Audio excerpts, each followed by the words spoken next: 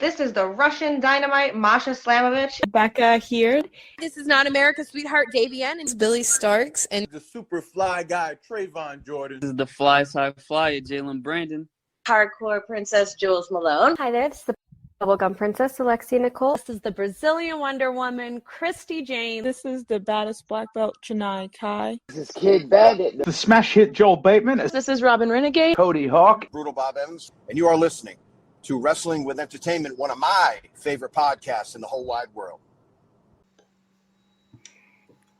Hola, hola, this is Lili La Pescadita coming to you live, and we're listening to Wrestling with Entertainment.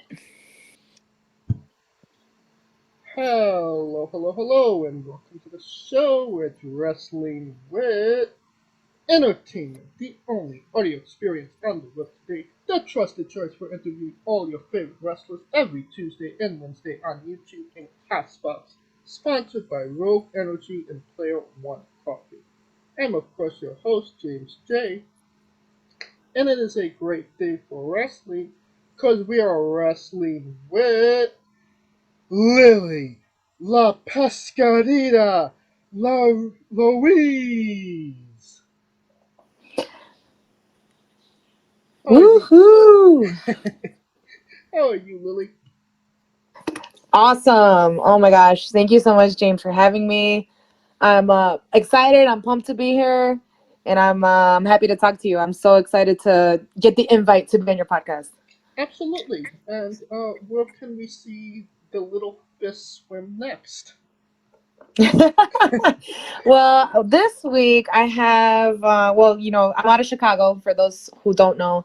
And my training school is Chicago Style Wrestling. So I have a show with Chicago Style Wrestling coming up on the 13th, which is this Friday, the 13th, of course, to be in the holiday spirit for Halloween. And then we got Saturday also heading over to Dreamwave Wrestling down in LaSalle, Illinois. So that should be fun. And then next week we have Janesville Wrestling Alliance, JWA, in Janesville, Wisconsin. So it's going to be a great, great October. Not to mention a big match in February as well. Yes. In February, it's going to be Sue Young up in Iowa at HAW, Honor Among Wrestling. Shout out to them. That's going to be amazing. It's going to be so fun. That'll be my second time out of the state wrestling. And of course, the first time I'm wrestling somebody who was an Impact champ. So that is a huge deal for me too. Without a doubt. All right. Now let's get into it. You work for Chicago Style and Northland Northland Wrestling. Can you tell us about your relationship with those companies? Yes, of course. So I started wrestling. I started actually training consistently about 1.5 years ago.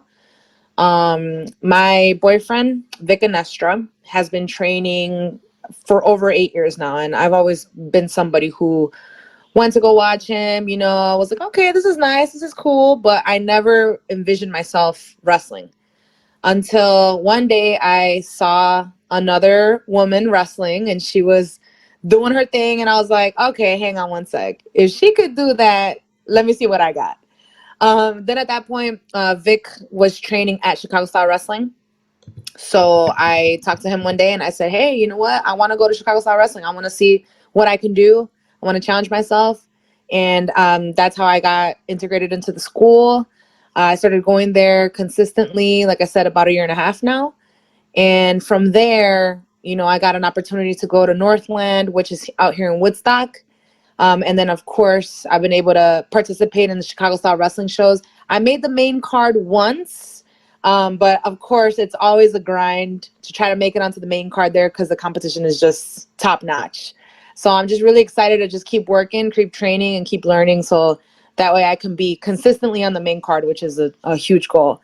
And, of course, be able to wrestle people like Sierra, Mr. K, Heather Reckless, Shelly, Maggie Lee, Amina, you name it. I want to wrestle them. And of course, my frenemy, Haven Harris, she and me also, we go way back with Chicago Style Wrestling. She's out of state right now, but when she comes back, I'm excited to wrestle her too. you mentioned, you saw the girls wrestling. What do you remember? Which girls were in the match? Yeah. For when I went on the main card. No, when you said that you saw girls wrestling for the first time, and you said you could do that. Oh yes, you know what? It was somebody who was. Oh gosh, it's kind of like one of those like vague memories, because it was a while ago. Okay. So I can't tell you right off the top of my head the name.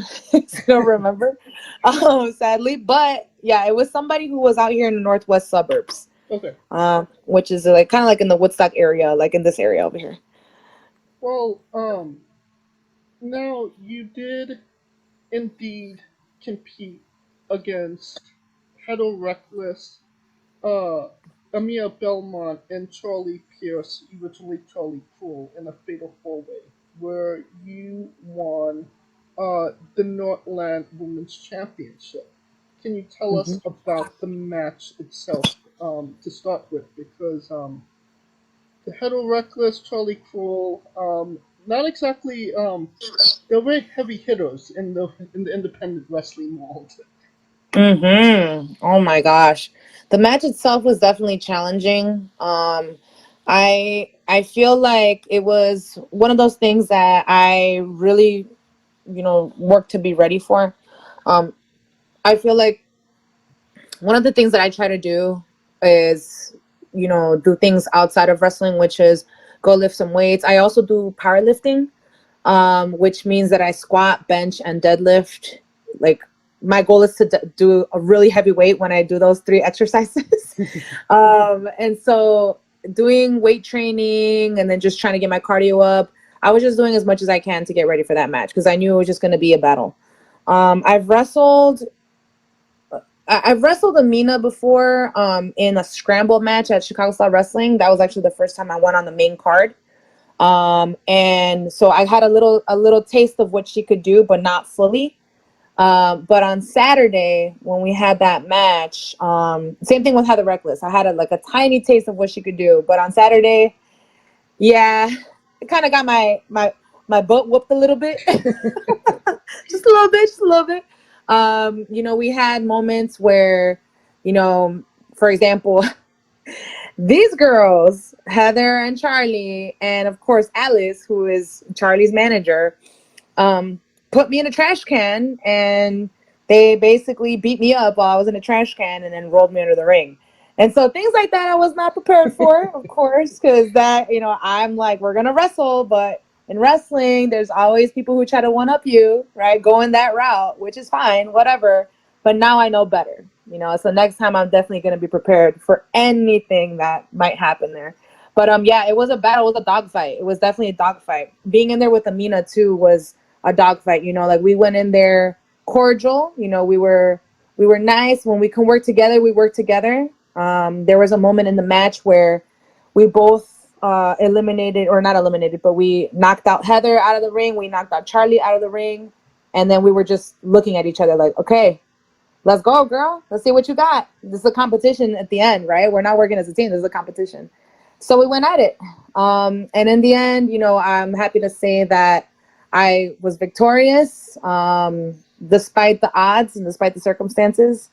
But it was definitely a dogfight. It was one of those things that I was tired as hell at the end. I should say that. But we did it. Now, what does it mean to you to be the Northland Women's Champion? Oh, it means the world. It means the world. Northland has been a promotion that has trusted me. I think that's a word that I can describe our relationship. Like, they trust me, and they have also given me an opportunity. They gave me my first match. So when I was coming out of training, like I said, I say sadly, as a kid, I was never into pro wrestling. I never watched really WWE. I never really was invested in storylines and things. So pro wrestling is brand new to me. If you're like from zero, basically. I know who Stone Cold, The Rock, Batista. I know John Cena. Like, I know who all of them were when I was growing up, of course, because they were megastars. But for me, as somebody who is literally coming from nothing, no background on pro wrestling, being able to have a first match at Northland, and like I said, being trusted to go out there and to compete and to do my best and give my all, that really meant the world. So when I had my first match, I had it against Haven Harris. And she, like I said, is out of the state right now. But that was also like, oh my gosh, that was also like a very early taste of, I think that like a WrestleMania match. We always talk about that. I'm like, I'm going to have a WrestleMania match with you, Haven Harris, because we went at it. Like we were like brawling. But I think that after that, from my first match at Northland to now being the women's champion at Northland, when I was able to hold that Northland belt on Saturday night, I almost like teared up. I really almost teared up because I'm like, oh my goodness, like this is like it's been, I've come so far, you know, up until this point, and to be able to hold that belt for Northland Pro Wrestling after they gave me that first match opportunity, and now being entrusted to continue to develop the women's division there and to face more opponents and to elevate everything on the women's side, I'm very, very excited. So it definitely meant the world to me. Now, like, having your first match there and now being the champion of that company, is it that like a kind of a full circle moment in a way? 100%. And on Saturday night at Northland, I had a lot of family and friends there. Both of my parents were there watching me. And my parents, so I'm Mexican, right? My parents are like, oh my God, I'm their only daughter. So they were like, oh my goodness, like, no, don't be doing that. Don't be wrestling. Like, we're scared. We want to make sure you don't get hurt. And of course, when these girls started beating up on me on Saturday, especially when they put me in the trash can, my mom was ready to get into the ring and she was ready to whoop someone's butt. I'll tell you that. So was my dad. So they were in there. But I just remember, like, right before I went out, before the match started, I was able to peek through the curtains and I saw both of them sitting there. And oh my goodness, like I said, like I got very emotional because I was like, oh my God, like, even though they think I'm crazy sometimes for doing this, they were there. They were sitting in the crowd and they were waiting for me to come out. So they were there for my first match too. And I think that that was the biggest full circle moment for me, just to be able to stand out there and just look out and see them and see all of like the fans. And another thing too is to see all of the people that I train with, all of my colleagues at Chicago Style Wrestling, anybody who's a newbie who's coming up in pro wrestling. That got me really emotional too, because everybody was watching the match and everybody was invested in it. And it means the world. It really does. There's a lot of camaraderie, you know, I feel with our rookie class, especially at Chicago Style Wrestling. And I really, really felt the support, not just from the rookies, but also from the vets and people who have been in the business for a while, especially in the Chicago indie scene. But it was a huge full circle moment, James. It was major for me. Now, when the referee counts 3, your music plays, you're handed the belt. Is that a moment that you take in at that moment, or is that something that kind of sets in afterwards? Like, whoa, I did this. I would say a little bit of both. I definitely felt like in the moment, anytime like I finish a match, you know, even if I lose a match or if I win a match, it's always kind of the same thing. It takes a few seconds to kind of set in as to what just happened. If you got your ass whooped, then, oh, damn, that was a beating. Like, okay, well, you know, we'll try better next time. But if you win, it's like, wow, like in that moment when you look into the crowd and you just kind of take a breath and the ref is holding your hand up high. And in this case, with the belt, oh, that was definitely something that I took in right there and then. It just, like I said, like I felt like I was about to cry. I know it sounds crazy, but like I was like, oh my God, like I feel like tears like welling up right now. Like, what is wrong with me? But I think, again, it was just a testament of all of the hard work that our trainers put us through at Chicago Style Wrestling, all of the encouragement that we get from the promoters at Northland and Chicago Style Wrestling. Like, it's just one of those things that you just feel the support all around. So when the ref held my hand up and gave me that belt, and I was holding it up, and that belt is heavy, by the way. I didn't know it was gonna be that heavy. I was like, God damn, this thing is heavy as hell. But I was holding it up and I was like, wow, like, whew, like just taking a breath and just being able to take that moment. That was really cool. And then afterwards, of course, going home, getting some food, and then going home and just thinking about it, talking about it. That's when it also set into, just being able to see things on social media, pictures and videos and clips and things that people have uploaded, fans, family, and friends. That also helped it set in. So I'm looking at the belt right now. It's right next to me. I am not letting this thing go. So just like literally carrying it around the house. Like the next morning on Sunday, I woke up. It was like 6 a.m. and I pick up the belt and I just like walk around. My hair was all messed up. Like I was sleepy and my parents were like, somebody was making coffee. I walk up to them and then they're like, there you go with that belt. I'm like, I am not letting go of this thing. So yeah, the reality definitely set in at the match, but also way after too. The next day, the next week. Now, going from this moment to maybe the next big moment, in February, Su Young, we mentioned it. Yeah. When did you find out about that match, and what's your headspace going into it, considering that it's quite a ways off? Yes. I found out about the match in September, I believe. Yes, it was in September. So I was in contact with the promoter at Honor Mode Wrestling, and of course, it was just we had an ongoing conversation because again at that point in September, that was going to be my first time going out of state to wrestle. Actually, no, that's a lie because I have wrestled in Wisconsin, so I guess the second time I go out of the state of Illinois to wrestle. But Iowa, the drive for me is about 3 hours. So that's like the first time I've traveled far to a promotion. And so at that point when I was told, when I was informed, like, hey, this was going to happen, Su Young, I was like, oh my God. Like, I remember it was through a DM. I opened a DM, and when I saw the poster, and I was like, is this for real? Like, is this actually happening? Like, oh my God. Mind you, Impact Women, I love Impact and the women's division. I feel like Impact, no shade to all the other women's divisions in any other company. Of course, everybody has, their stars and everyone has a strong women's division. But I personally love Impact, and I've been watching the women's division there for a while.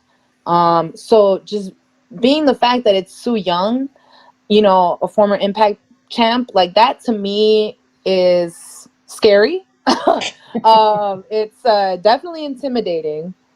And at the same time, though, all those emotions aside, it makes me hungry. It makes me hungry to work hard, and I'm not afraid of hard work. And it just makes me hungrier to learn, to train more, to train as much as I can, to watch more matches so I could study. You best believe I'm studying the hell out of Su Young's matches because I want to know. I want to make sure that I know if she puts me in one thing, I can counter it with something else, or if she has her strengths, then I can pull those apart and see how I can counter those things, And so that's the best that I could do. And I feel like when that moment comes, which like you said, it was in February, it is a little ways away, but it's good for me because it just gives me more time to be prepared, and just to stay ready at all times. And one of the interesting things about pro wrestling that I've been learning, in the short time that I've been in the business is that opportunity comes when you least expect it, but when you're ready for it, that's the best bet, right? And so you always have to stay ready, like all the time. In wrestling, you ever see, I started realizing this in any wrestling promotion, it says card is subject to change in fine print, right? Yes. They might announce a match, but card is always subject to change.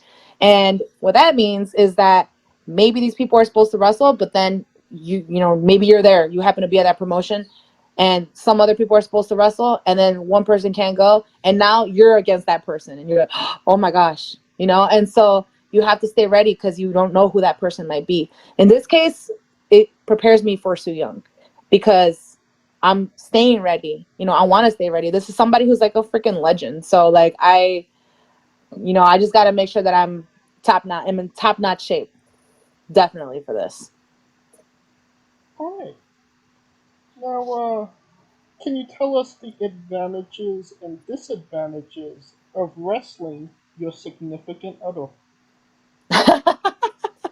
Oh my goodness. Advantages and disadvantages. What a great question. I have never been asked that question before. Okay, let me think. I think so let me tell you the advantages first, and then we'll go into the disadvantages. But for sure, the advantages of wrestling my significant other. So first off, Vic was my second match ever in my career. Wow. And yeah, so the first one was Haven Harris at Northland, and then my second match ever was at All Hill Wrestling, which was also in Woodstock, Illinois, and I wrestled Vic. And so what happened in that match and leading up to the match, the pros, of course, is the ability to train with him, the ability to, of course, you know, I've been watching him for so long that I know a lot of the things that he does and a lot of the habits that he has in the ring. Of course, he surprises me once in a while with something new, so I have to stay on my toes to be ready for that. But definitely, you know, this might sound a little strange, but I want to emulate him in the ring because I feel like he is somebody who has elevated the sport in his own right, of course. Like, he has so much passion for pro wrestling, has been watching it as a kid. He is somebody who has been a fan since like he was a baby, right? And so like that, it's so ingrained in him. And so that passion that he has for pro wrestling has bled over to me. And I feel like that's a huge advantage because I have somebody who is like a sounding board for me, you know? And so we've had conversations of, you know, me having, for example, yesterday, Sunday, I had my 14th match in my career. 14. And he has told me where you're at 14 matches is where I might have been at when I first started, but 50 matches in. He said, my 50th match is like your 14th match. And he's like, and that's good because that means that I, you know, me, Lily, have been gaining so much knowledge because I have somebody like him who has years of experience and hundreds of matches already. So it just kind of like already elevates you and prepares you, you know, for the next level. So that is a huge, huge, huge pro. Another thing that he's taught me, like as a training partner, is how to study matches. I never watched, like I told you earlier, James, like I never really watched wrestling. And even as a fan, you know, I watched it and then I was like, you know, all right, time to watch some reality TV. I don't know. Like I would change the channel, sadly. But then after I started becoming more invested in having honestly more respect for the sport because I was doing it and I was like, wow, this is really, really hard. I started learning how to study matches because Vic showed me how to do that. And so now instead of watching a match as a fan, I watch it as a student because every single match that you watch, there's something you can take away from that and make it your own, you know, and there's always folks who are elevating pro wrestling as a whole, women, men, it doesn't matter. Like there's always people who are elevating it. And so as a student of that, like just paying attention to that and seeing that and then applying that, maybe you don't even know like that you're subconsciously applying things, but you know, you might watch a match or 2 matches during the week to study and then you go train and then maybe you have a practice match with somebody and it just pops in your head. Oh, I want to try this. I saw it at this match that I just watched this week. And so it's like just kind of this natural thing that starts happening where it just pops in your head. Oh, I want to try this. I want to try that. Let me try this move. I saw this person do this. And so I have learned that from Vic, honestly, how to study matches. So those are a lot of the pros that we had going into my second ever match. And of course, for him, I believe he is over 600 matches, close to 700 matches now in his career. So for him, it was another walk in the park. But for me, it was, oh God, it was a huge deal. It was a huge deal. Now the cons, of course, is what happens after the match, because it's like, you know, we're very competitive with each other. And so anything that we do, we talk about it, we bicker, oh man, like, why did you do this? I could have done this. Or, oh my God, you had me. I had you. I know I had you, but it's all good. I got you next time. So I would say those are some cons. There are pros in the end too, but so another con would be the fact that he is, like he has experience, and not since I'm new, I get nervous. Like that's one thing that I'm really trying to work on, my confidence. When I'm wrestling somebody who knows what they're doing, they've been doing this, like for example, Su Young, like I get nervous and I'm like, oh my gosh, like I hope that I can do well in this match. I hope that I can put my best foot forward, because I'm not trying to embarrass anybody either. It's a dance. Pro wrestling is a dance. I want to make sure that I elevate the other person, even though I want to beat them. I still want to elevate them too, because that's what the sport is. And so being able to wrestle with Vic and like I said, having my second ever match, I was really, really nervous. It got to the point where I had a lot of, like, I guess you could say I had a lot of anxiety, like going out there and stuff. And it's one of those things where you just slowly gain confidence over time, but definitely it takes a lot. It just takes matches to gain confidence. It takes matches to not, it's like when you give a speech. Right? Sometimes in the beginning, if you're nervous, you might stutter, and oh my gosh, you don't know what to say. But then as time goes by, you just start getting more comfortable.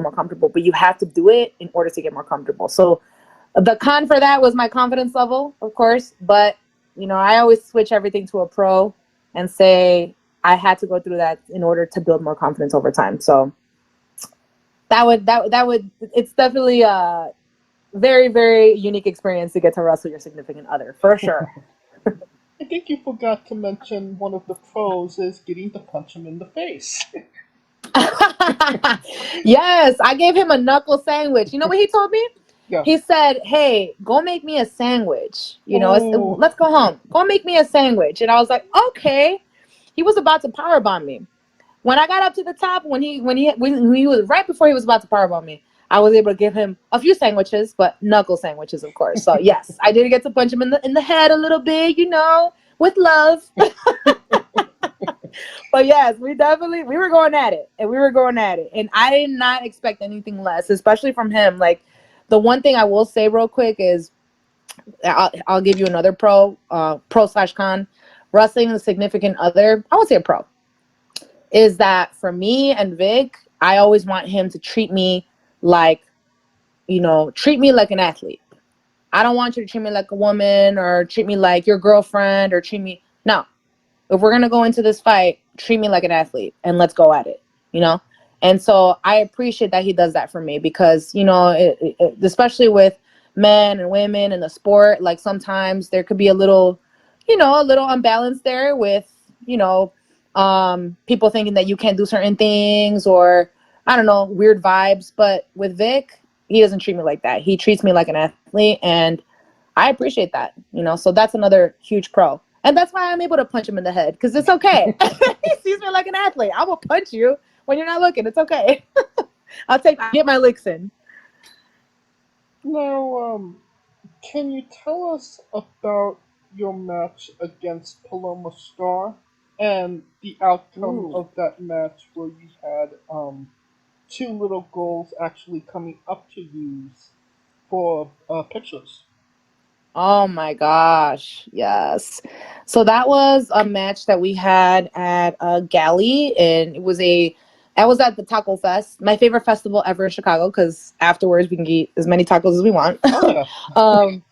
I was at Taco Fest. I love tacos. So we had a tag match. It was me and Victor, actually, my significant other, versus Paloma and Primo at Galley. And that was the very first time Paloma and I locked up. We had never, ever locked up before. Being able to do that, especially after seeing her at Galley, because I had gone to Galley shows and been watching her. And it's one of those things, too, like, again, studying who the women especially for me in the Chicago scene, who they are. Because I'm like, I might go against these girls in a fight one day. So I want to make sure that I know who's out there, who's doing what, what are you up to? Where are you wrestling? Things like that. So I had already seen her. I had known who she was. Like I said, I'd never met her in person like that, but when we first locked up, it was definitely a roller coaster ride. Um, it was, she gave me a Samoan drop, so that was not fun because she's very strong.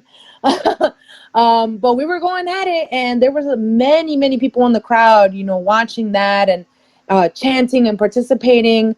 Like I said, she's a very strong girl, and so being able to find somebody who, I'm not gonna tell you I'm the strongest girl, you know, in the world or anything like that, but I'm pretty strong because I like I said, I do powerlifting, you know, and all that.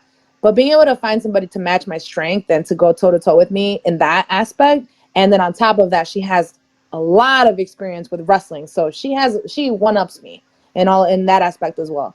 But being able to lock up with her and being able to kind of see what kind of chemistry we had, and then at the end be able to brawl it out, that was an experience. It definitely was. And the thing that happened afterwards is, you know, we had our match. You know, sadly, we lost, me and Vic. I got pinned. And what ended up happening is that we, you know, whatever we want to change, I changed and I came out. And when the show was over, there was, you know, some fans coming up and taking some pictures, but her and I happened to be in the same area. We were walking the same area and stuff, even though we had just competed. And yeah, 2 little girls came up to us, and 3 little girls actually, and their mom, and they wanted a picture. So me and Paloma, you know, we're like, you know what? All competition aside, let's take some pictures, because when it comes down to women's wrestling, and especially when little girls watch you and they look up to you and things like that is, I don't know, like I feel like that feeling is just so unique and so special. And so we took our picture, and one of the little girls said, you know, you both were my favorite match. You were both were my favorite wrestlers. And we're like, really? And she said, yes, because you were the only girls there. You were the only women there. And, you know, that was it. Like, there was nobody else there. Like, where's everybody else? You know? And it was like a sweet moment, but also a moment of, for me, it did hit a little bit different because I'm like, damn, you know, like, where are our women wrestlers? Like, we need more. Like, come out, women wrestlers, where you at? But at the same time, it was really sweet to have them look up to us and, you know, just say that out loud, you know, and be able to see in us, like, you know, like girls who are older than they are, that you can do anything you want in your life. Like when you grow older, like you can do anything you want. People might call you crazy. Your parents might get scared that you're going to hurt yourself, or your friends might be like, oh, that's lame. Why are you pro wrestling? Or why are you doing that? Or whatever. But at the end of the day, like if it's something that you want to do that makes you happy and that brings out the best in you, do it. Go for it. You know, and one thing for sure, women's wrestling that I've been learning, you know, as you know, the short time that I've been in the business, is that women's wrestling is needed. It's needed. And now I am very, very happy to be a part of a lot of new women's divisions that are popping up in different promotions that I'm in. Northland, for example, All Hero Wrestling, JWA, Gali, Chicago Style Wrestling, you know, and now with Honor Among Wrestling.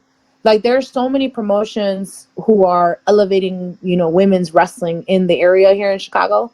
And it's just so fun to be a part of it. And it's Dreamwave, that's another one.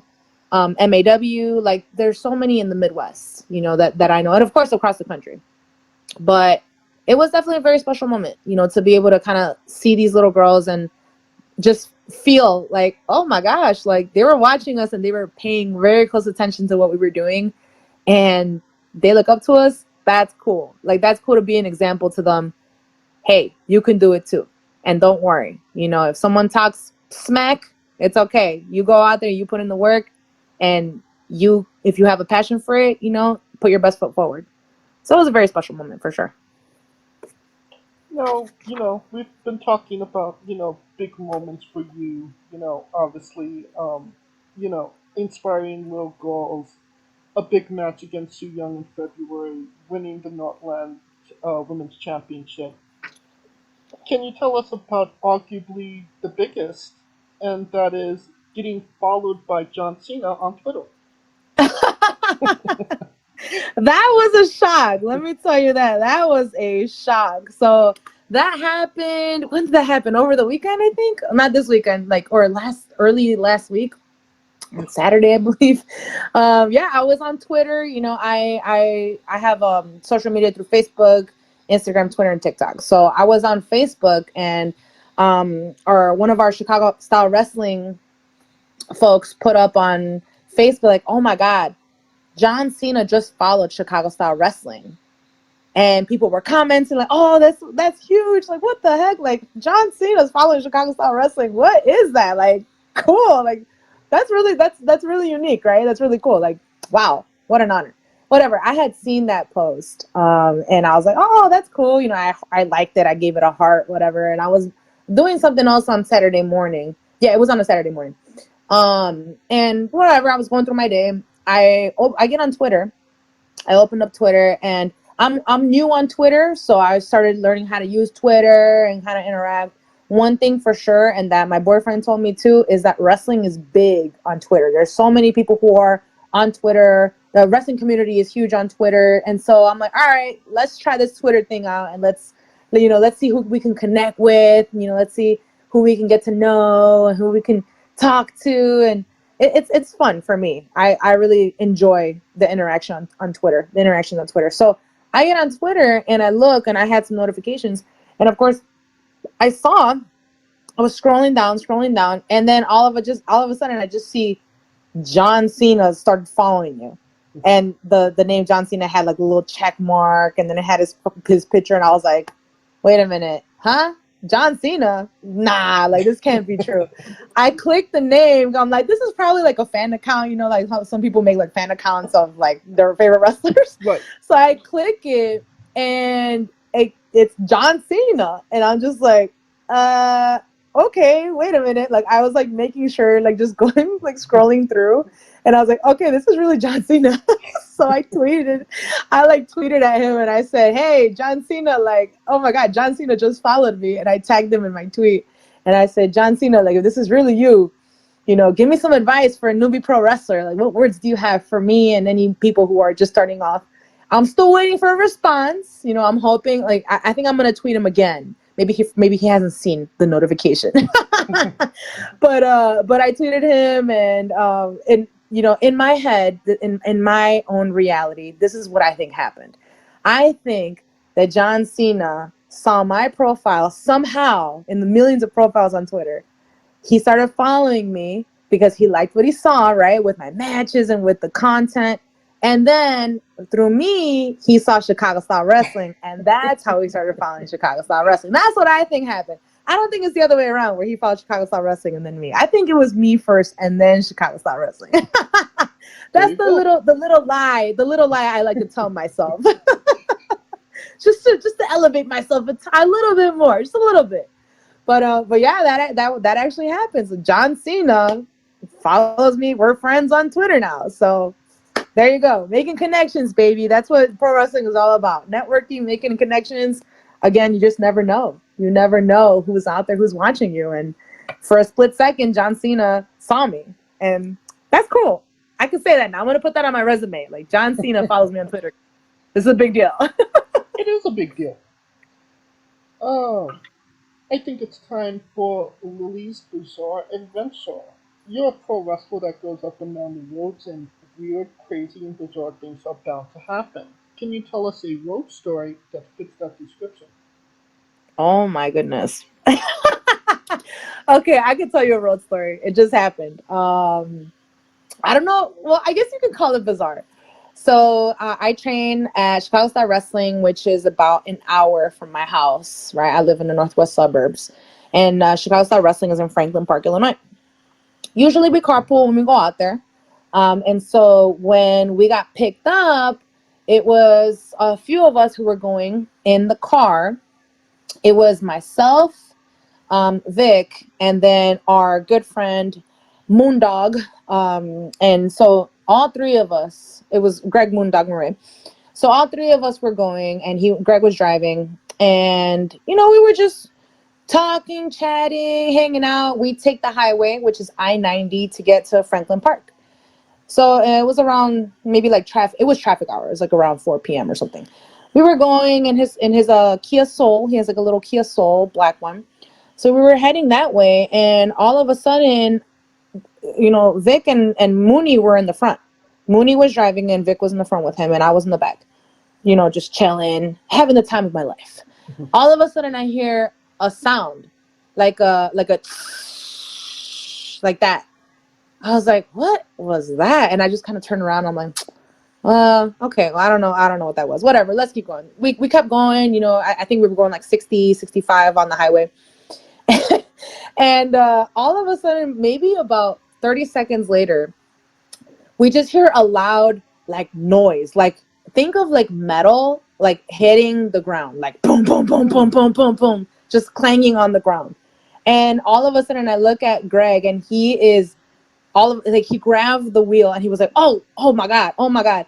And the wheel started turning like crazy, and he grabs the wheel. He's like, oh, we're like, slow down. And he ended up passing all of the lanes from the right all the way to the left. It's a 4-lane highway.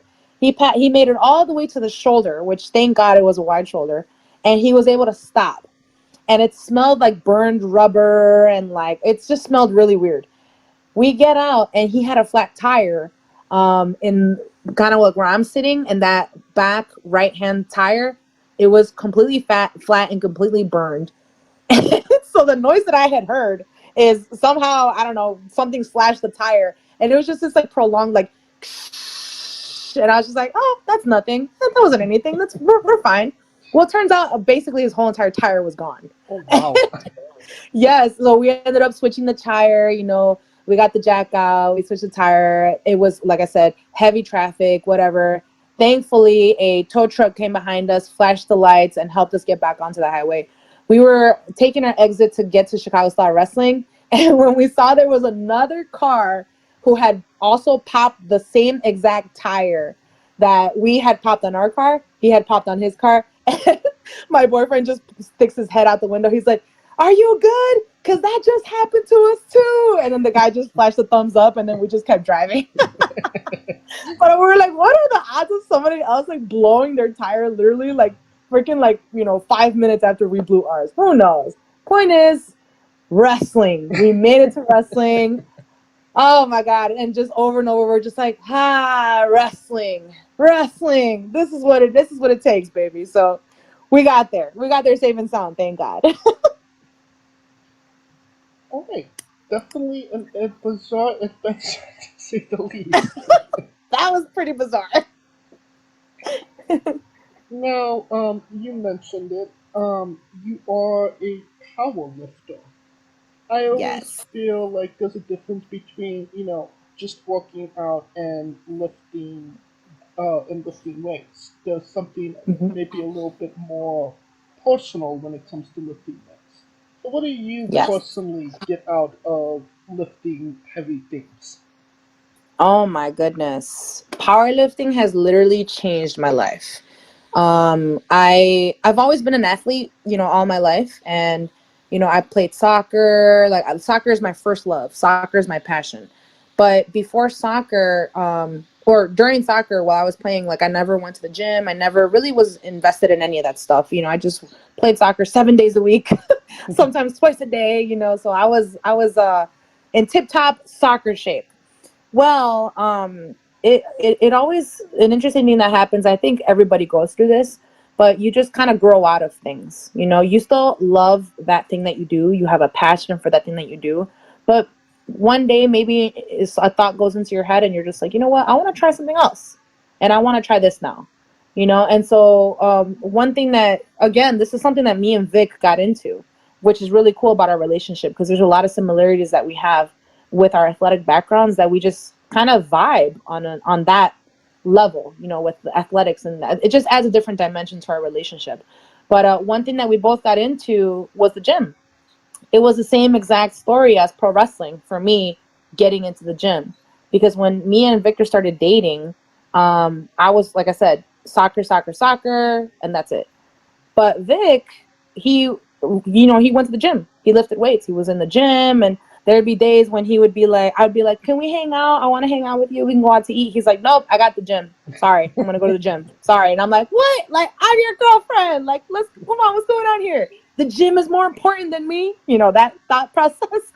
And of course, he's like, I have the gym. I have to go lift. So then it got to the point where I'm like, you know what? Let me go. Let me go see what all this hype about the gym is. So I would go to the gym. I would start doing the treadmill, doing some cardio. I never lifted a weight in my life. I was just doing cardio on the treadmill. And then again, one day, Vic brought one of our really, really good friends to the gym. This friend at the time was very, very skinny. And I was like, okay, what's he doing here? So what ended up happening is him and Vic started working out, and he was lifting weights with Vic. And I looked at him, and in my head, I was like, all right. If he can do this, if this skinny man can do this, let me see what I can do. So it's always been that mentality for me of, let me see what I got. Let me see what I can do. And I started lifting weights from there. You know, I started trying to get into the weight area, to pick up the dumbbells, to pick up the barbell. That was a huge challenge. And then we had another friend who introduced us to powerlifting. So at that point, I had been lifting weights and getting kind of more used to lifting weights for maybe about a year, 2 years, something like that. And then powerlifting came. Powerlifting is basically, like I mentioned earlier, for those people who don't know, it's you can compete in powerlifting, and basically the goal is to lift as much weight as you can in the squat, in the bench, and in the deadlift. So those are the 3 exercises. And when you do a competition, you have 3 chances for each of those lifts to lift as much weight as you can. So the goal is just to be strong. That's just the goal. There's nothing else, involved in that. And so when I realized that was that sport, that's what that was, we started training, and then it became fun because it became one of those things where I always wondered again, what do I got? What can I do? What can I do here? How much weight can I actually squat? How much weight can I actually bench or deadlift? So slowly over time, that was in 2017 when I started powerlifting. And again, you go through a lot of changes, not just physically, but mentally. And the mental thing is the biggest thing, because you might not have confidence with something in the beginning, and it might be intimidating, just like wrestling. But over time, once you do more reps and you get more time in the sport itself, in the gym, you start to just grow confident 1% better every single day, 1% more confident every single day. Right now, my squat, for example, I weigh 155 pounds. My squat, the most I've done so far is 391 pounds. And so my goal for a squat is to hit 400. Because why? Because I want to. That's why. Like, I want to be able to say, hey, I hit a 400-pound squat. There's many people who haven't hit that, and they haven't tried, or they never thought that they could do it. Powerlifting gave me the ability to say, wow, I never knew that I can do that, but I just did it. And that is the bomb. That's such an amazing feeling. And so connecting that mentality and now going into pro wrestling, oh my goodness, that is just a different playing field, because powerlifting now, instead of me having a goal to just be strong and that's it, which, I mean, being strong is awesome. But then now it's like, cool, I'm strong. But now what else can I do with that strength? That's what pro wrestling has given me. Pro wrestling has given me the ability to use powerlifting to elevate my pro wrestling and to be able to focus more on learning, the little things in pro wrestling, and learning how to base, for people in pro wrestling, learning how to hit certain moves, learning how to do certain things. I have an advantage strength-wise and athletically because of powerlifting and because of soccer with pro wrestling. But to say that pro wrestling in itself has been a huge challenge for me, because like I said, I never knew what it took to be in the sport. But now that I'm in it, or to be in this world, right? Because it's like pro wrestling is a combination of like a sport with entertainment, with character, with audience interaction. It's so, with storytelling, there's so much that goes into pro wrestling. So now being a part of this community and being able to call myself now a pro wrestler, which took me a long time to say, hey, I'm Lili, I'm La Pescadita, and I'm a pro wrestler. It took me a long time to say that, because I never really felt that I could do that without having a match. When I finally started having matches, I was like, okay, I'm a pro wrestler now. And so being able now to be in this world, I have so much respect for every single person involved in this pro wrestling world, whether it's a pro wrestler, whether it's a promoter, fans, or, you know, folks like yourself who elevate the sport by doing these podcasts and talking to wrestlers, giving content to fans, like all of that. I have so much respect, you know, because it's a community, and it's a community that it takes a lot to be a part of it. It really does. It takes a lot of time. It takes a lot of commitment to be a part of it. And yeah, you know, it's just something that I can't get tired of talking about that. But of course, I think the biggest thing for me that powerlifting has given me is that the ability to appreciate a new thing like pro wrestling, while at the same time using what I have learned in powerlifting, and just not taking anything for granted, for sure. All right. Now, you can pass on the next question if it's maybe a little too personal. But can you tell us about the Latino USA podcast episode about your family? Oh, of course. Oh my gosh. Did you listen to that I did. the podcast? Oh my goodness. Thank you so much. Thank you for listening to that. So that's actually my shoot job. That's what I do for a living. I am actually in the media world. I'm an associate producer for a media company. We do podcasting. We do stories, and the main thing that we focus on are stories for Latinos in the United States. And for me, being a Latina, being a Mexican American, I was born in Chicago, but my parents are from Mexico, from Oaxaca. Being able to tell stories about our communities, being able to be somebody who is out there, and especially Latina, because we as Latinas have a lot of things that in our culture that, you know, can discourage us from doing certain things like pro wrestling, for example, or even powerlifting, or even soccer, or anything that's not considered quote unquote feminine. You know, we are discouraged from doing that just because our culture is very machista. In Spanish, it's machista. You know, men do that, not women. Right. And so being able to be working in this kind of like media space and having this job where I can elevate those stories is just amazing to me. It's a dream job for me. You know, it's a dream projects that I work on.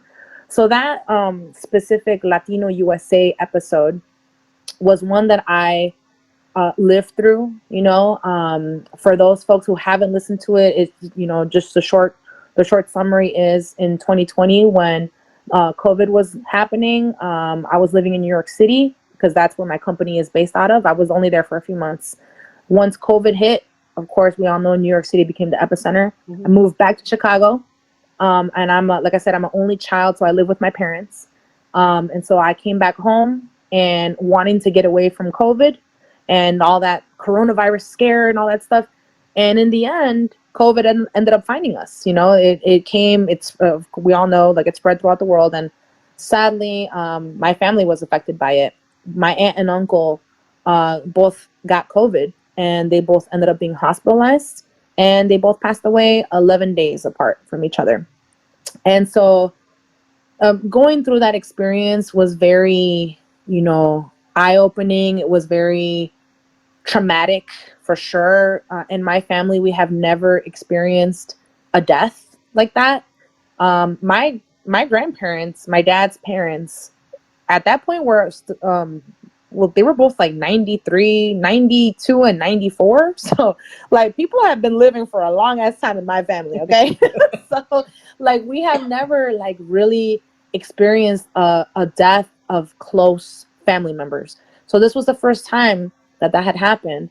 And, you know, with my job being that of kind of like a documentary person, you know, just recording on my phone every moment, every emotion that I've gone through, every moment, every like delicate moment, every sad moment, every happy moment. I just recorded on my phone, on my voice memos app, and just starting to record and having the story develop.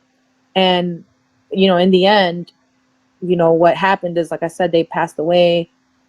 We took their bodies back to Mexico at a time when the bodies, no person who had COVID and died from COVID, their full body could not cross the border. They had to be cremated.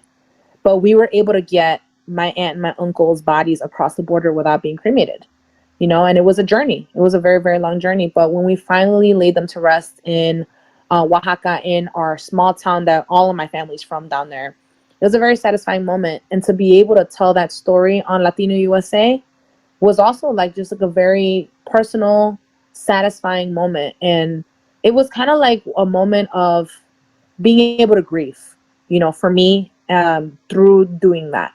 And I think that for my cousins, it was their parents who passed away, their 4 sisters, asking them permission to be able to tell that story about their parents and about our family and stuff. And they said yes, which is the most important thing to me. If they would have said no, I wouldn't have done it. But they said yes. And so being able to just share that a little bit about my family to the world like that was very, very touching for me. And so, I feel like being able to tell those stories, like, it's just so important. And that's why, like, that I feel has a lot of connection to pro wrestling, to powerlifting, to all those different things that, I do on the other side of my life, on the other planes of my life. They're all totally interconnected, and so it's just been a privilege to be able to have that, to tell that story. And yes, in the darkest times, we went through the hell at that point in time, just like a lot of people went through hell during that time. But in the end, we came out stronger, and that's when you go through adversity, that's always the goal, right? To come out stronger. And so, yeah, I'm just happy to be able to tell stories like that. And I'm so happy you asked about that. I really appreciate that. And thank you for asking about that. Not a lot of folks in the wrestling world especially know about that. But like I said, like, I'm just really thankful that it shows that you definitely did your research, and like I said, it's an honor for me to be here with you, James, and to be able to tell you a little bit about what I've gone through. But, I'm happy to be here with you. Absolutely. And yes, I do my research when it comes to these things. I figured. I will say that it was a very, intimate look at your family, and just to see how, you talked about it and how raw it was. You don't necessarily get those type of stories nowadays that is so open and honest about everything that's going on. Yes, that is 100% true. That's how I try to, I really try to live my life like that, like just being honest, and open and honest. And whether it's through storytelling, with my shoot job, being an associate producer, or whether it's through meeting people in pro wrestling, or like encountering my feelings with powerlifting. There's a lot of moments when I feel, a type of way. Like, I feel like sometimes I feel like I'm not honest with myself with certain things. And being able to have somebody like Vic or my parents are my best friends. So being able to have my parents to bounce ideas off of and to run things by them and tell them, hey, this happened over here. Like, what do you guys think about this? And someone to be able to check me when I need that checking, Right. And so, I feel like that is something that you just learn along the way as you grow up, as you grow older in life and stuff. And as long as you surround yourself with people who elevate you and support you, no matter how small that circle is, it doesn't matter if it's one person who supports you, but as long as they support you and elevate you and make you better, it gives you the ability to be able to be raw like that. If you're surrounded by a bunch of fake people, then, you're not going to be real. You just can't tell those stories because it's all fake shit. You're right. Sorry. I apologize for swearing, You're but, fine. okay. Thank you. But like, it's all, we just want to make sure, like, one thing that I have learned in my life is surround yourself with people who bring out the best in you. And when you do that, you can be raw and you can tell things how they are, And so I've had, the blessing to be able to do this kind of job, especially with storytelling, because I have my parents, because I have Vic, and because I have like honestly, it's just those three who are in my life, who are people who I completely trust, you know, and who have my back. So it's been a privilege to tell the stories for sure. Speaking of stories, could you tell us about Life Talk with Con Vic and Lili? Life Talk. Ah, yes, Life Talk. I'm like, Life Talk.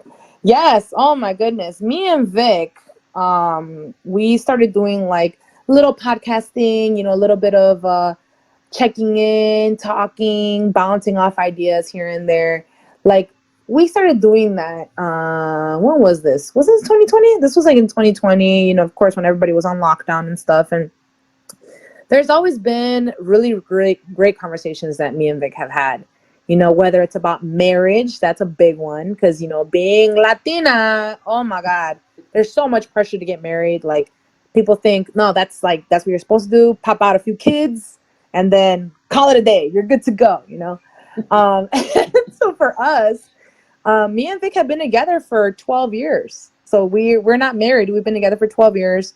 And we have received a lot of different opinions on that for sure. A lot of people that we know who are close to us, who are married, they have families, and you know, they're asking, hey, when's the wedding? When's this happening? When's that happening? And I was like, hey, mind your own business, pal. Like, come on.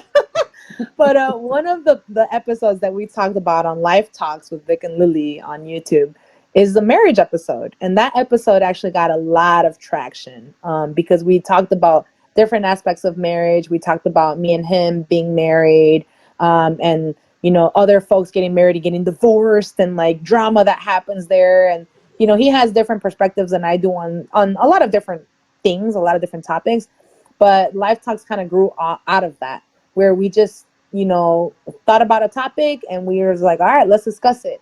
The one thing that I really love about, like I had mentioned earlier, our relationship is that we always challenge each other, you know, in the relationship. And as people, we challenge each other, but in the relationship, it becomes really cool because now you have somebody who pushes back. And for me personally, James, I am somebody who is a control freak. I will tell you that. I'm a control freak. You know, I want things done my way. Is my way or the highway?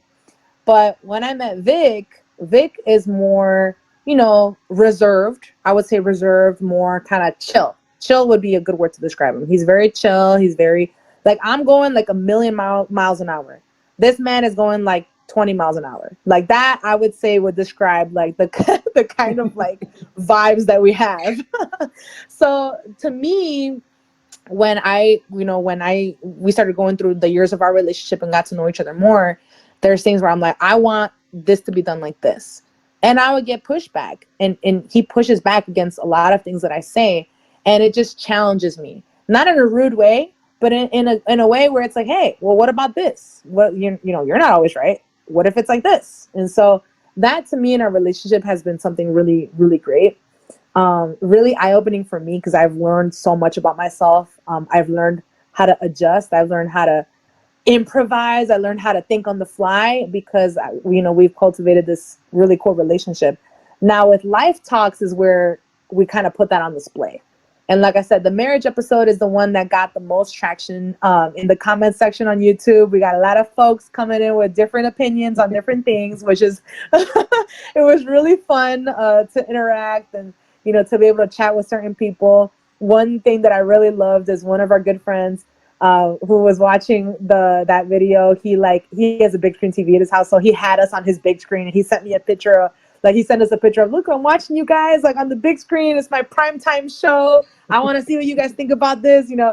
So it was really, really fun, you know, to be able to do that. We do want to pick it back up at some point because there's just so much going on in our lives right now that sometimes, like, you know, just like with anybody, like sometimes you have so much happening in your life and you don't really realize that you have a lot of cool things happening until one day you just sit down and you're like, wow.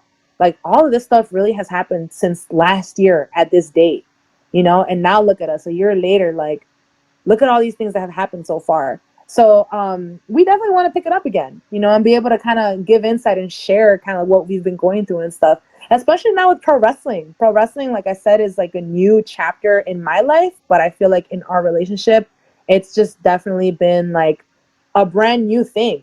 I have never known Vic outside of, or not outside, I have never known Vic inside of wrestling. I have never known him. He's always trained, you know, he's gone to his shows, like throughout our relationship, most of our relationship, he was in that world already. And I never understood it. You know, I never got it. You know, anytime he would wrestle on a Saturday night, we would hang out on Sunday. I would go to his matches, but not all of them. So, you know, he would wrestle Saturday, we'd hang out on Sunday, and then I'd be like, how was your Saturday? How was wrestling?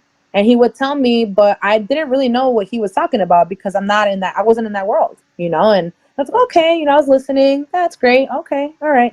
Anyways, let's talk about something else. But now, you know, with wrestling, now that I'm in it and I'm in this world, now when I ask him, hey, how was this in wrestling, or how was wrestling? How was your match? Now he can talk about it. And I feel like I understand exactly what he's going through now because I'm taking my baby steps in this industry, you know? So it definitely is something that we'd love to cover on, you know, live talks on the podcast. Definitely we'd love to retake that again. Thank you for bringing that up. I'm going to write that. I'm taking notes here. So I'm going to write that down so we can take that up. And I'm going to give you a shout out because I'll be like, you know what, James reminded me and we're going to do it. That's why we're doing this. It's not often guests take notes on what interviews. Oh, I'm taking notes. I got all my notes here. Now, your ring gear, the overalls that you wear, are those custom ring gear or did you get those off the rack? I got those right off the rack. Don't tell nobody though. I got those off the rack. I went to the store. And I got them off the rack. I used to work at the store called Discovery Clothing. Shout out to Discovery Clothing. It's where you get all your ratchet outfits to go to the club, okay? So I used to work there, you know, when I was like 20 and 21. So it was one of my first jobs. And all my paycheck would go to all the clothes. The clothes are like such a good price, you know. The material's okay, like for clothes in general there. But sometimes when you take your time and you go to Discovery, you're going to find very cool gems. They're buried deep in those racks, but you might find something here and there. So what I love to do is I love to just go and just kind of browse. And I knew from my ring gear, excuse me. I knew from my ring gear that I wanted it to be a reflection of who I was, be a reflection of my personality, you know, and the kind of vibe that I wanted to bring into the ring. I'm still getting to know my character. I'm still getting to know who La Pescadita is. And so as I'm learning who she is and I'm learning how she works and I'm learning her style, I'm testing different things out. But one thing's for sure, I knew I wanted to get some overalls on and get out there and do my thing. For sure. I wanted to go out there, do a little crip walk, do a little cumbia dance, you know, with those overalls. Like I wanted to go out there and just kind of like turn the knob up on that swag.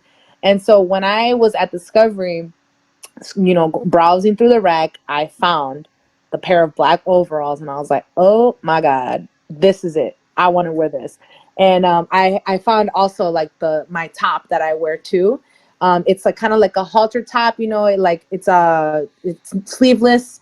And I'll tell you like a really funny story. When I was younger, when I was like maybe like a 13, 14, I always thought that I had really broad shoulders, and that always bothered me because I felt like I didn't look feminine. I felt like I looked big, like a football player. Like I was like, ugh, like why do I have these shoulders? Like I wish I was small. I wish I was feminine. Like I wish I was cute, you know, like all these other girls who I'm surrounded by. And I didn't feel beautiful. I didn't feel like pretty. I didn't feel, I don't know. I didn't have confidence in myself in the way that I looked. But here's where lifting weights came in, powerlifting, and now translating into wrestling. When I started powerlifting, I started gaining more muscle, right? And I started gaining more muscle in my legs. I started gaining muscle in my upper body. And then one day I just looked at myself in the mirror and I was like, God damn, I have some big ass shoulders and I love it. I love it. I look so good. Where did this come from? And so now with my ring gear, I was like, I need something that's going to make these shoulders pop. And so when I was at Discovery, I found that top, that's a sleeveless top. I got it in white and black.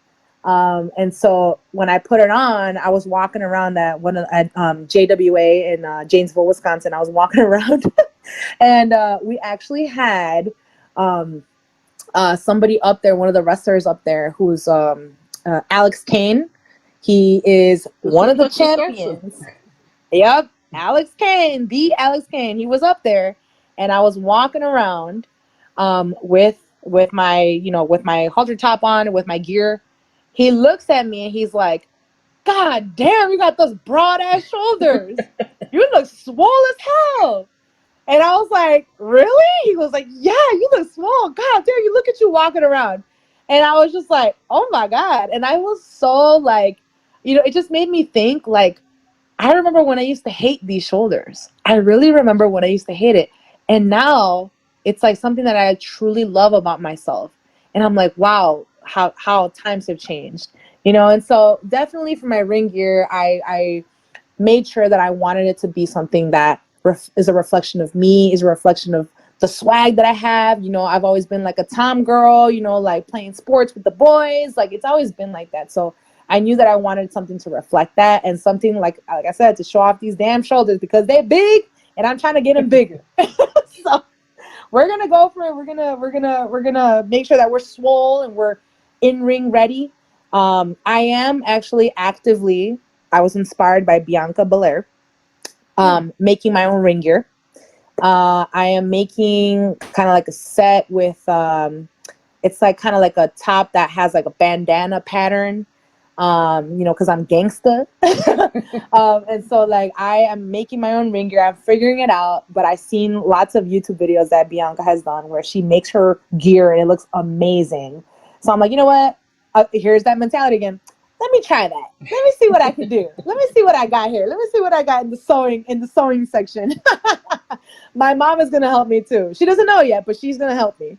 So yeah, that's what I'm actively working on now. So hopefully I get to debut that in November next month, to go out there and kind of turn the swag up a notch for sure. Oh yeah.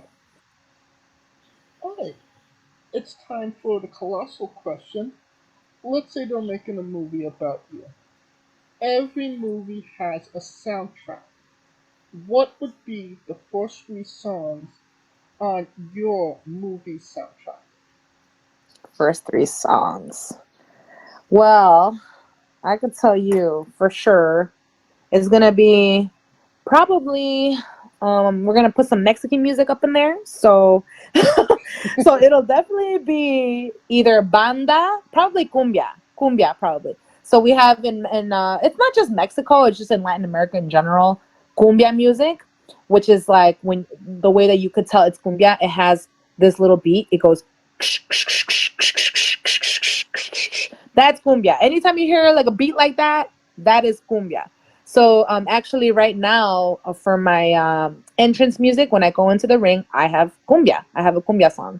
So it will definitely be cumbia for sure, because I love to dance it. That is my number one thing that I love to dance ever in the world. So it'd definitely be a cumbia song. As far as like which song, I don't know. There's so many good ones out there that any cumbia song I would be happy with. Let's see. The second song I would do is probably, which is a song I've been jamming to so much. It's by Dr. Dre and Snoop. It's still Dr. Dre. So it has that little piano. That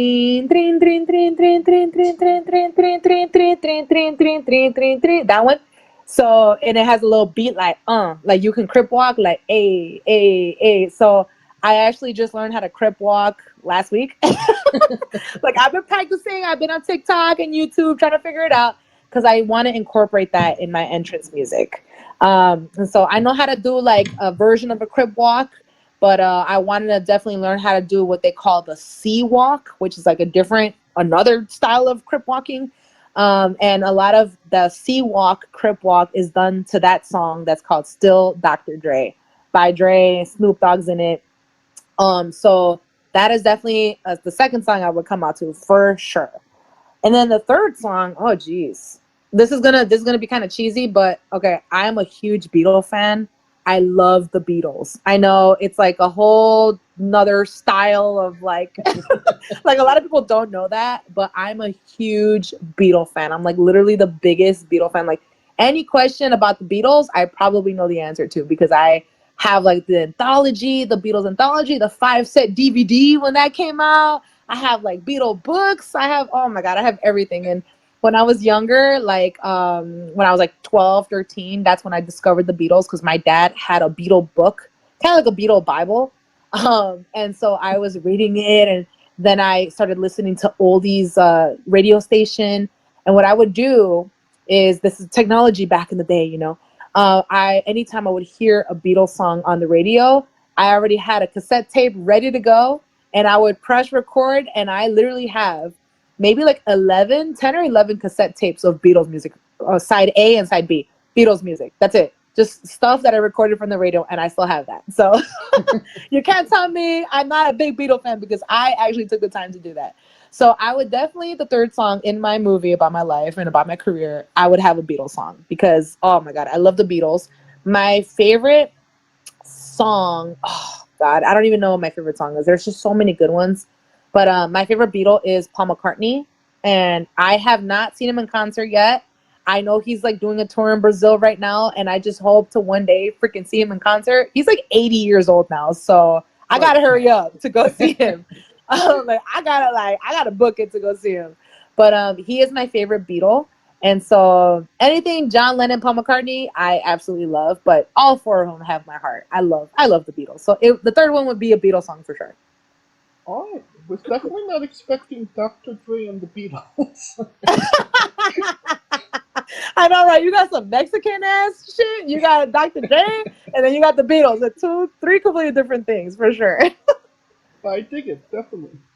Now, everybody knows the soundtrack is the most important thing. Once we get that out of the way, it's time for casting. Who plays Lily? And you can't say yourself because you are obligated to make a Stanley-esque cameo. Oh my gosh. Who would play Lily? That is a good question. Who would play Lily? I love like women who are like a little bit, you know, they're a little bit raw, like, or they're like rough around the edges. I love women like that. And so I would definitely have somebody who is rough around the edges to play me. I'm thinking like right off the bat, I'm thinking of like Michelle Rodriguez. Okay. I love Michelle. Like Michelle Rodriguez's vibe is like you know, she's not gonna play games. Like she gonna come and she gonna serve. She's gonna serve it up, baby. And so I definitely envision right off the top of my head Michelle Rodriguez to play moi, for sure. All right. Now, every movie has a supporting cast. Who would be 3 people significant in your life that would be in your movie, and who would play them? Easy. Mom, Dad, Vic.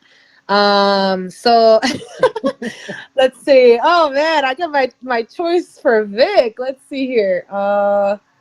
Who can I get to play Vic? There's just so many good options. Let's see. What is this man's name? The guy who plays God, he plays here, hold on, let me see. He's in Game of Thrones. Let's see. No. He plays Drogo. What the heck is his name? Jason Momoa. Oh, okay. Jason Momoa is gonna be Vic. There you go. Jason Momoa. Why? Because Jason Momoa is he yummy. That's why. Okay. So Jason Momoa, and then Mom and Dad. That's gonna be a harder one. Let's see. I think for Dad, it can be. I'd probably take. Let's see. I'm looking up right now a movie just to make sure I get the name right. Yeah. I would do Jimmy Smits as my daddy. Okay. Jimmy Smits was for La Familia. He acted in La Familia. He's awesome. I love Jimmy Smits. So I'd probably do Jimmy Smits for my dad. And then for my mom, oh geez. My mom has got to be somebody who, man, that one's a tough one for my mom, because my mom is somebody who is like so like she's so genuine, she's so warm. Like when you meet my mom is someone who you just want to tell your entire life story to her, like, and she's just one of those people who you just have such a good energy and vibe from. And I know I'm biased because she's my mama, but like still, like, she meets people and she's like, yeah, she just told me she's going through all this crap, and I'm like, oh damn, you don't even know that person. how do you know all those personal things about them now? Like, geez. Let's see. For my mom, I'd probably say,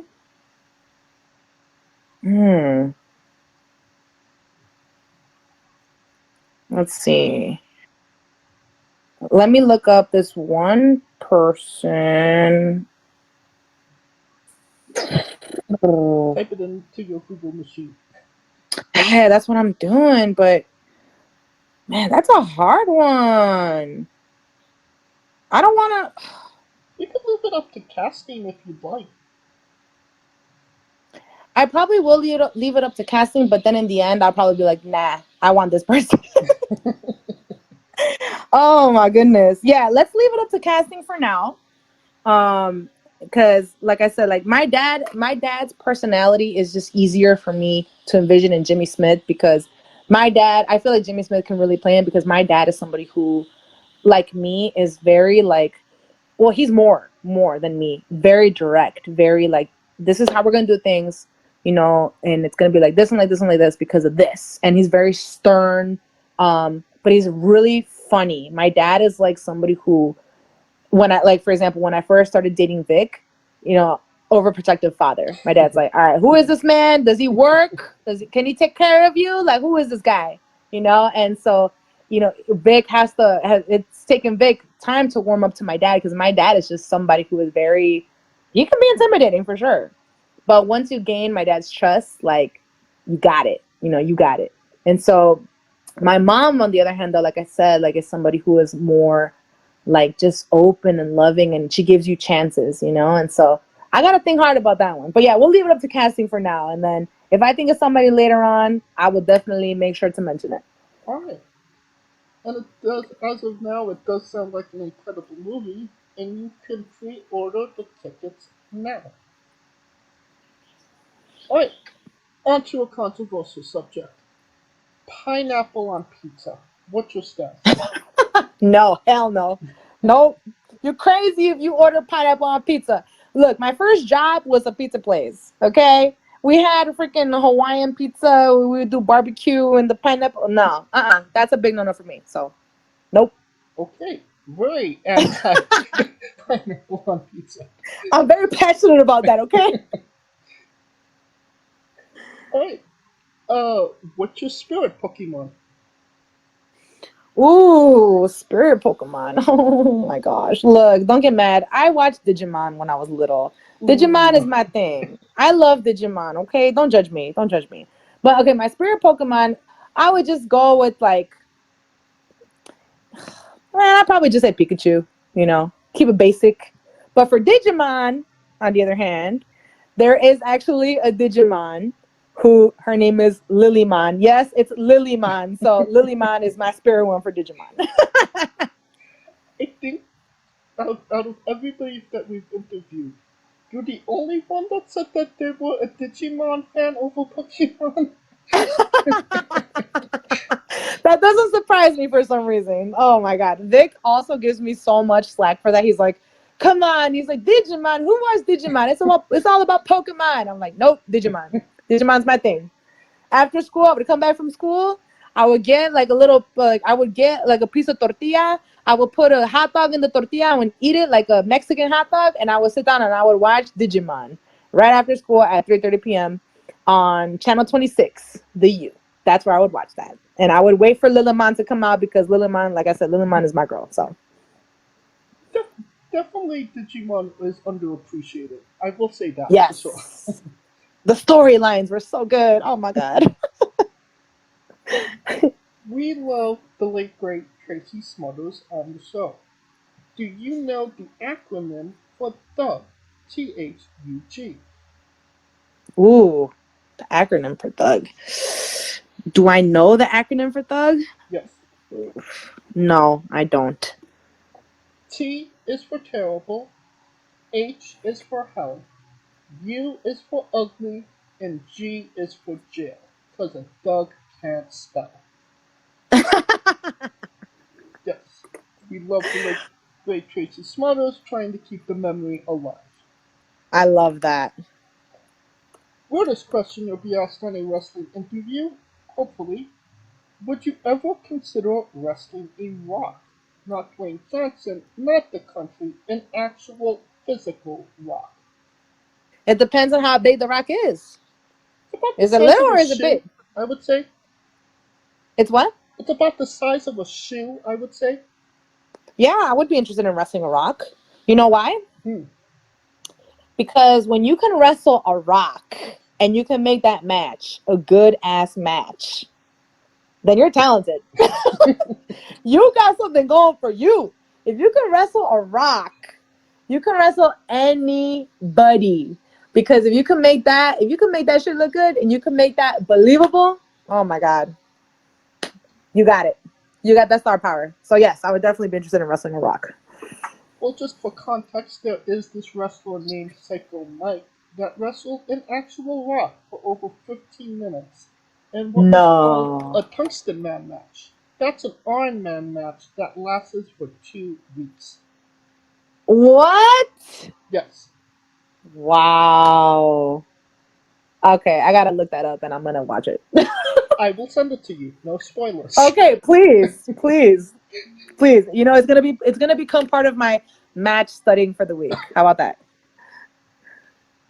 You could definitely learn a thing or two from it for sure. Yes. That being said, what is the little fish's favorite fish?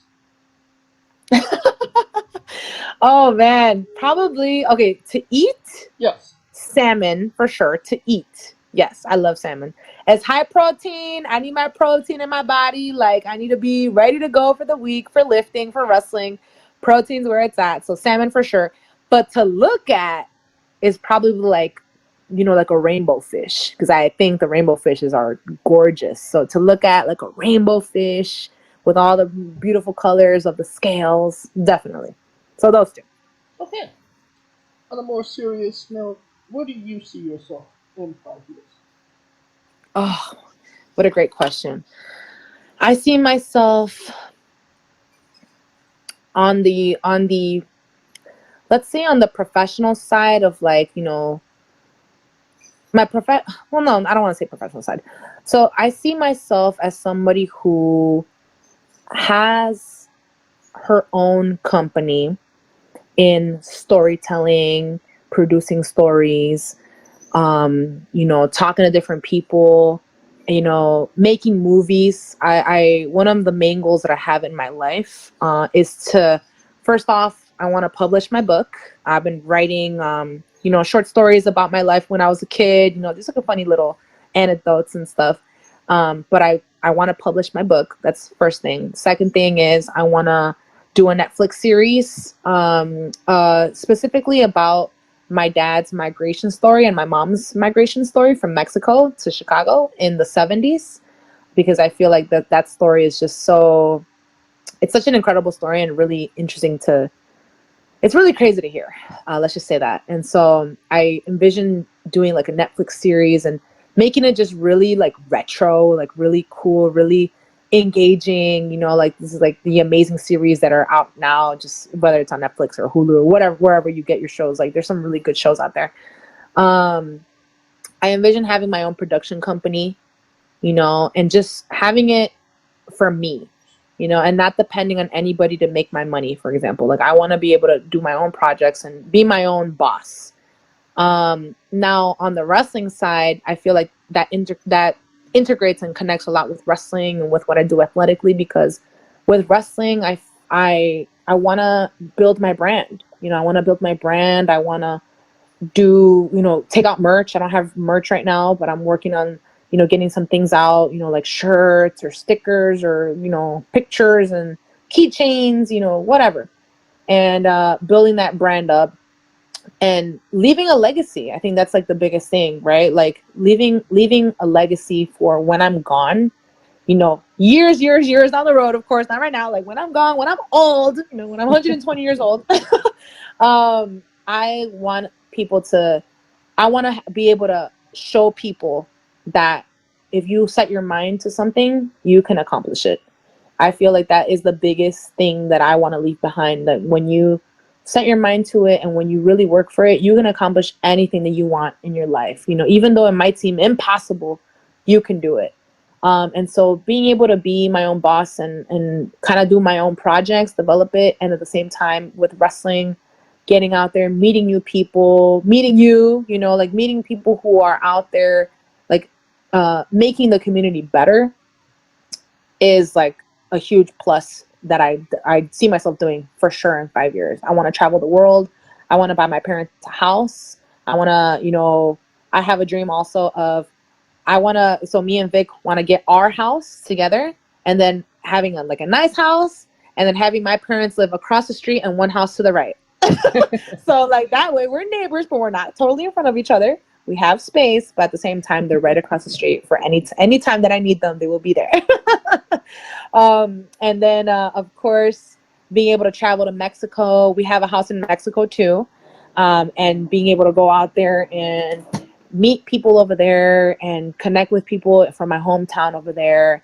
And just get to know as many people as I can and hear as many stories as I can, for sure. But 5 years, man, I do believe that can happen in 5 years, for sure, 100%. Like I said, like the number one message I want to get out to anybody listening to this is that anything is possible. Don't let anybody tell you can't do certain things. Don't let anybody discourage you from getting to your goals. Even if like your own family is worried about you and stuff, like, oh my God, like I don't think you should do this, or oh, this is a waste of time. Focus on doing this other thing because it's better. Well, you know what? Guess what? It's their opinion. And if you really feel like you got to do this thing, then do it. Yeah. The worst thing that can happen is nothing. Then, okay, well, you figured out that it didn't work out, move on to the next thing now. But always have something ready to go. Always have something ready to go and never settle for anything less. And Jimmy Smith is getting a lot of work if you get that production company up and running. Oh, I know, right? That we're gonna, you know what? They're gonna be knocking on my door, so it's gonna be a long line of people wanting to work with me. Amen, baby. What's a match people should go out of their way to see that best shows off what you are all about? Oh, a match. I would say my first match. My first match. So even though, a lot of people might say, "Oh God, please don't look at my first match. I was terrible." Like, like I was green, as they say in the wrestling world, right? I was brand new. Like, I could have done this better. I could have done that better. Nope. My very first match is a match that I would recommend people to go see if they want to see what I'm about. Why? Because that match was against Haven Harris. It was a match where we were both pushed to our limits. I know I was pushed to my limit. I had no idea what to expect in the match. I had no idea how many emotions I would go through in that match. It was a packed house. We had like 230 people in that building. A lot of people were friends and family. We had a lot of my pro wrestling rookies and pro wrestling vets, everybody who I've trained with who were there. My trainer was there, Boz. Shout out to Boz from Chicago Style Wrestling. Like, also Chris Miller. Shout out to Chris Miller. He's another, person that means a lot to me, meeting in Chicago Style Wrestling. There's been a lot of people who have encouraged me along the way, and they were on that building that day. And so the emotions that I was going through for that very first match that I had, I remember walking through the curtain once my name was announced, my music hit. It was cumbia, of course, the Mexican cumbia. And I came out and I was dancing and I was like scared. I was nervous and I was like, oh my God. It was loud as hell in that building. The strobe lights were going. They had the little fog machines going. Like the vibes were just there that night. And I remember circling the ring, getting up on the ring, wiping my feet before I got in. And when me and Haven Harris finally locked up for this match, I was like, wow, like this is really happening. It's so surreal. It's like you envision this moment so many times, and now to be in it, it's like such a weird feeling. It's like, oh my goodness, like, okay, cool, we're doing this. Oh my God. And I remember there was one moment in the match where I thought I couldn't go. I couldn't keep going. I thought I couldn't keep going. I literally was laying on the ground and I was telling the ref, oh my God, like, hold on, I need time. Like, hold on, I can't breathe. Like, oh my God. And Haven Harris picked me up. She picked my ass up and she gave me another move and she hit me again. And we were going at it again. Like, she did not give me a break. And I appreciated that in hindsight because it pushed me past my limits. It pushed me past anything I thought I could possibly do. Physically, mentally, I was exhausted. Physically, I was a million times more exhausted.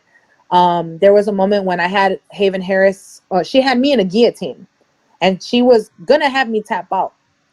And in the end, from the guillotine, I was able to grab her into a suplex. I worked her, I hit her back a couple times, and I was able to flip her right over my head, just using literally just sheer willpower. And that moment was a moment where once she got over and she slammed on the ground, I really thought, like, I really had a moment where I was like, wow, like, I just did that. Like, I didn't think I could do it, and I did it. So that first match just showed, like, the raw, like, emotional energy, that, like, brawling spirit, like, the fight that not only I had, but she had. And the just, like, the story that we told, like, just everything in that match, that's me. And that's somebody who I want to be every single time I go out there and have a match. And so, yeah, that's the match that I would recommend everybody to see if they want to know who I am and they want to get to know me. And I believe that match is on YouTube. Yes, it is on YouTube. I will put That's right. a link to the match in the description of the video below, both on YouTube and Castbox, for anybody that hasn't seen it, wants to see it, wants to re-see it after this interview. Thank you so much, James. I appreciate that. And since we are nearing the conclusion of this interview, we are wrestling with the 8 questions of doom. Dun, dun, dun. This is our speed round, our bonus round, the round where we see who you really are. Are you ready? I'm ready. Excluding yourself, greatest wrestler of all time. Oh, Masha Slamovich. Hell yeah. Worst wrestler of all time. Worst wrestler of all time. Can I pass? We could give you the default answer. Oh, what's the default answer? You have chosen Eva Marie. Oh my God. I have no comment. Your main event in WrestleMania for the World Championship. Who is your opponent? Haven Harris, baby. If you could come out to anyone's entrance music, past or present, who would it be? Eddie Guerrero. Finish the sentence. Kayfabe is hanging on by a thread. We would have also accepted taste great on toast. Say that again? We would have also accepted taste great on toast. There you go. Squash. Vegetable or fruit? It's a vegetable. It is indeed a fruit. What? Nah. You're tripping. It's a vegetable. Tomato logic. It has seeds. Oh my goodness. Fine. But you are a part of Squad Squad now, and that means a hell of a lot more. Hell yeah, baby. New Japan wrestler Taichi. His ring gear gets smaller every year, revealing more of himself to the world. My question, what is the appropriate trunks to butt cheek ratio for ring gear? The limit does not exist. So, like, full, no coverage whatsoever. I'll leave it up to each wrestler. If they want to do that, I'll go for it, honey. But I'm not gonna do that shit. Hell no. And the last question, the main event, the thing everybody wants to know. Have you ever had a conversation with a stranger in a supermarket about Darby Allin? Have I ever had a what? Have you ever had a conversation with a stranger in a supermarket about Darby Allin? No. And that is the correct answer. If I did, that would be a dope conversation. That would be like, oh my God, I'd be like, hey, let's talk about him then. Let's do it. Because Darby Allin is amazing. I love his work. That will conclude this interview. Thank you so much for coming on and doing this with me. Of course, James. Thank you for having me. And hey, thank you for having me in mind. Thank you for reaching out to me. Thank you for helping, for rescheduling and being able to do this. I know that you probably have a very busy schedule. So thank you for accommodating me. And also thank you for making the community better with your content, because I really do think that elevates the community and we need more of this. So I appreciate you. I greatly appreciate that. Thank you so much for all of that. Of course. And where can we find all things Lily on social media? Yes, so on Facebook, I am Pescadita Ruiz. So you will not find me under Lily. It's under Pescadita Ruiz. Ruiz is my last name. On Instagram, it's Pescadita09. On Twitter, it's La Pescadita Ruiz, Ruiz. And on TikTok, it's also Pescadita09. And on YouTube, just look up Lily Ruiz Wrestling and you'll find different videos of Lily Ruiz on there too. So eventually I'll make a YouTube channel, I'll update the YouTube channel to reflect matches and things like that. That's one thing that I definitely want to do. And also I have a link tree and my link and bios on all my social media platforms where you can find more things like my matches. You could find some of the work that I do for my shoot job with audio producing. You could find a video of me and my dad singing in church, because we also sing in church. You could find many, many things on there too. So yeah, that's my social media. And you don't even have to type it into your Google machine. All of the links to all her social media will be in the description of the video below or on YouTube and Castbox. Simply go into the description, click the link, a new tab will appear on whatever device you are on. You have no excuse. Give her a damn follow. Amen to that, baby. I mean, if John Cena did it, you can do it as well. Yes, I'm gonna put that in my bio. John Cena follows me, so you should too. Exactly. What you waiting for? Of course, thank you for listening. If you like what we're doing, please like, subscribe, comment, but on YouTube and Castbox. Join us next Tuesday and Wednesday for new incredible interviews. Follow the show at Wrestling with E, both on X, Instagram, and Thread. And follow me personally at JamesJ993. Alright, when I say wrestling wit, you say entertainment, okay? Got it. For our special guest, Lily La Pescadita Ruiz, Kaliko Yacht, Scooter Dust, I am James J, and this has been Wrestling Wit Entertainment, baby. Hey folks, this is the Colossal Mike Law, and you are listening to Wrestling with Entertainment. Enjoy the show, support these guys. We appreciate it very much. We'll see you at ringside.